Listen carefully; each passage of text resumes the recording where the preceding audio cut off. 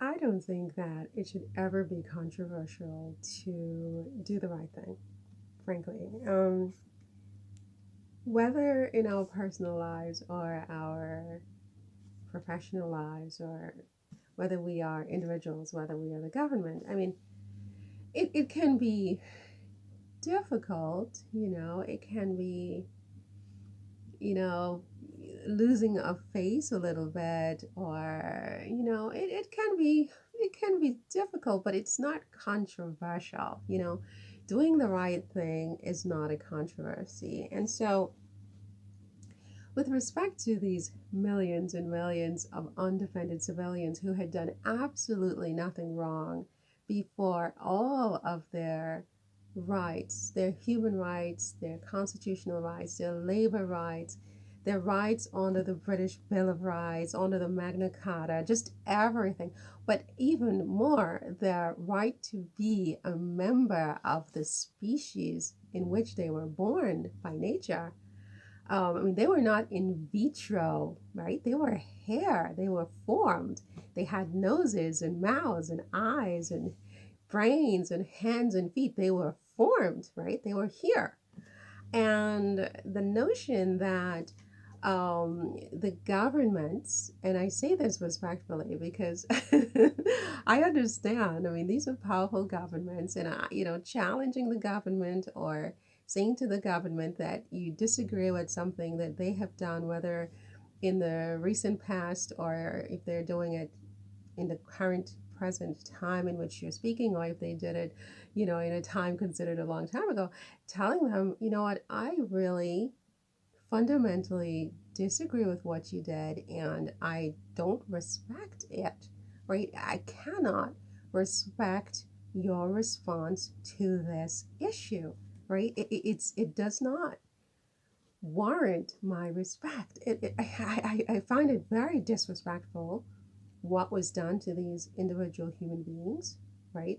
What the governments, plural, because it was not just America and it was not just England, what they allowed to happen to these undefended civilians and what they did after, which is nothing, right? They did not admit that it was a crime against their humanity specifically. They were very vague in general. 80 years later, after the Second World War and the Holocaust, right? So I'm thinking this really had to do with the Jewish people and not with these people when they said that slavery is a crime against humanity. They did not denounce the actions of their predecessors in the government, or the mistakes, acknowledge the mistakes. If they don't want to denounce, they could say, this was a really big mistake.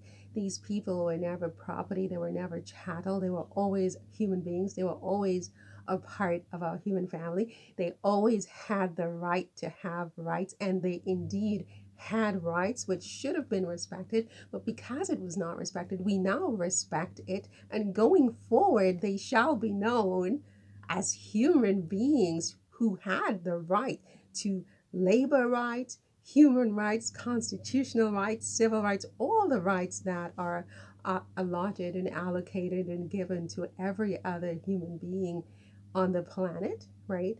Rights that we as a country and as a world today say that we hold sacrosanct, right? And the governments have never stepped up and publicly said that and acknowledged the horrific injustice that was done when 100% of the wages of nearly 17 million people were confiscated by their de facto employers with the statutory and apparent authority of the governments, right?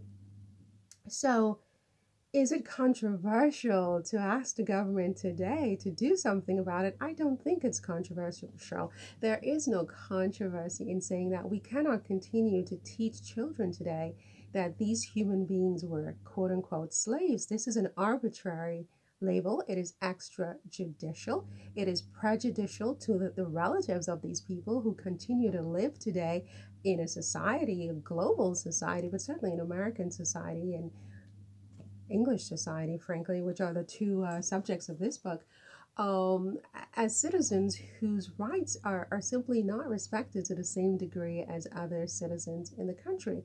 And when you trace that back, it is my view that the failure of the governments to close this chapter in a proper and appropriate and just and clean way, I mean, is at the root of this continued discrepancy and disparity in the way that human beings are treated in these respective countries, in particular in the United States, especially with respect in regard to things like criminal justice and police brutality and things like that.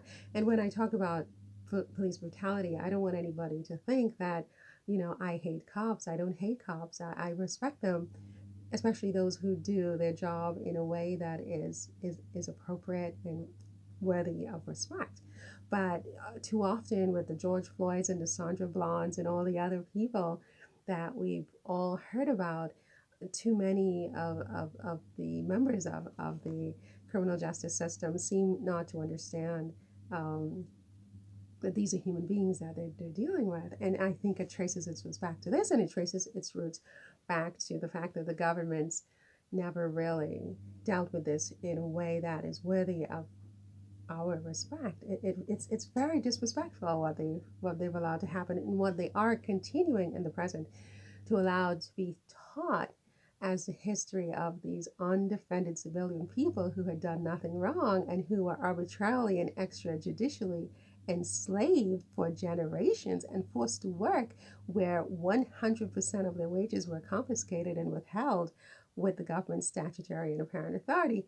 And again, they had done nothing wrong. Okay, so no, I don't think it's a controversy. I don't think it's controversial to do the right thing, to stand up and say, look, this happened. People's lives are still being affected by it today. We see the wealth gap. We see how these people's children and relatives and, children several generations down are being treated. We see that the fact that they're still not on the same level as everyone else in society. For the most part, there are exceptions. There are the Oprahs of the world and the Will Smiths and the Jay-Z's and the Beyoncés and, and God bless them. But for the most part, the children of these workers are still, centuries behind. And, for me, there's no controversy in asking the government to step up and say and do something about it. I asked for example, a retroactive Civil Rights Act, retroactive to 1619, restoring and reinstating the civil rights, human rights, labor rights of these millions of undefended civilians, and affirmatively declaring them to be members of our human family. Because if you think about it, if they were property and chattel and they were not people, how can someone like me be a person? I can't ever fully be a person if I came from something and not someone, right? Somewhere down my line. It has a current day impact for sure. And I think that there is no controversy in asking the governments to go back, take a look at this, make the necessary restitutory acts and actions um, and doing something to show remorse to the relatives and family members, and to instruct the others in society whose forebears may not have been, unjustly